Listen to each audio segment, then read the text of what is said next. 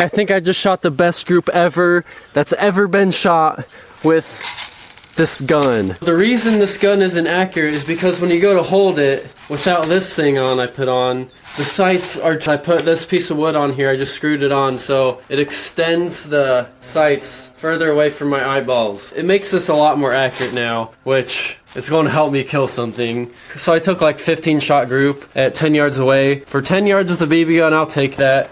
So I will have to aim a little bit high and a little bit left to be able to hit a sparrow.